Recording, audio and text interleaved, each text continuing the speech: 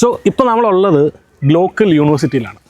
Credit ട്രാൻസ്ഫറിനെ പറ്റി നിങ്ങൾക്ക് എല്ലാവർക്കും അറിയാം. പക്ഷേ കോമൺ ആയിട്ട് മാതാപിതാക്കൾക്കും കുട്ടികൾക്കുള്ളൊരു സംശയമാണ്, എങ്ങനെയാണ് ഒരു സ്കാമിൽ നിന്ന് രക്ഷപ്പെടേണ്ടത്? സോനു ഭായ്, മാർഷൽ ഭായ്, ഈ ഒരു മേഖലയിൽ നിങ്ങൾ 13 വർഷമായിട്ട് ഉള്ളതുകൊണ്ട് തന്നെ നിങ്ങൾക്കറിയാം ഈ ഒരു മേഖലയിൽ ഒരുപാട് സ്കാമുകൾ നടക്കുന്നുണ്ട്. അപ്പം പാരൻസ് ആയിക്കോട്ടെ അല്ലെങ്കിൽ ക്രെഡിറ്റ് ട്രാൻസ്ഫർ തിരഞ്ഞെടുക്കുന്ന കുട്ടികൾ ഈ സ്കാമിൽ നിന്ന് എങ്ങനെ രക്ഷപ്പെടണം, അവരെന്തൊക്കെയാണ് നോക്കേണ്ടത്?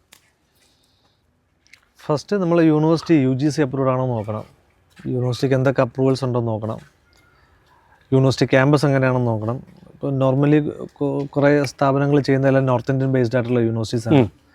അതിൻ്റെ ഇൻഫ്രാസ്ട്രക്ചർ, എത്ര സ്റ്റുഡൻസ് പഠിക്കുന്നുണ്ട്, അതിൻ്റെ അപ്രൂവൽസ് എന്തൊക്കെയാണ്,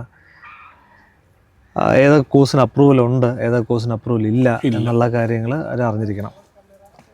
കാരണം ഇത് നിങ്ങൾ റിയലൈസ് ചെയ്യേണ്ട ഏറ്റവും ഇമ്പോർട്ടൻ്റ് ആയിട്ടുള്ളൊരു ഫാക്ടർ, ഇപ്പോൾ സോനുഭായ് പറഞ്ഞ ഈ ഒരു സാധനം, ചിലപ്പം 10 കോഴ്സ് കാണും, ഏതെങ്കിലും 2 അപ്രൂവൽ കാണത്തുള്ളൂ. ഇവർ അപ്ലൈ ചെയ്യുന്നതിന് അപ്രൂവൽ ചിലപ്പോൾ കാണണമെന്നില്ല. ചിലപ്പം ഈ മാർക്കറ്റ് ചെയ്യുന്ന കമ്പനി ഇത് പറയില്ല, ഉറപ്പായിട്ടും അപ്രൂവൽ ഉണ്ടെന്നേ പറയുള്ളൂ.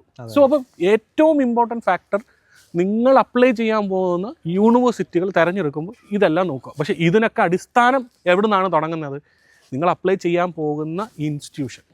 ഇപ്പം നമ്മൾ സംസാരിക്കുന്നത് നമ്മളെ ഈ ഒരു വിസിറ്റിലേക്ക് കൊണ്ടുവന്നത് തന്നെ എഡ്യൂവിങ് ആണ്. എന്തുകൊണ്ടാണ്? എഡ്യൂവിങ്ങിന് ആ കോൺഫിഡൻസ് ഉള്ളതുകൊണ്ടാണ്. ഓക്കെ, നിങ്ങൾ വന്ന് നിങ്ങൾക്ക് ഈ യൂണിവേഴ്സിറ്റി കാണാൻ പറ്റും. ഇത്രയും വലിയൊരു യൂണിവേഴ്സിറ്റിയിൽ എങ്ങനെയാണ് ഫേക്കിംഗ് നടക്കുന്നത് എന്നുള്ളത് നമുക്ക് കൃത്യമായിട്ട് മനസ്സിലാക്കാൻ പറ്റും. അപ്പോൾ ഇവരുടെ ക്രെഡിബിലിറ്റി 100% ആ ഒരു ജെനുവിനിറ്റി കീപ്പ് ചെയ്യുന്നത് കൊണ്ടാണ് ഈ ഒരു ഫാക്ടർ ഇവിടെ നടന്നുകൊണ്ടിരിക്കുന്നത്.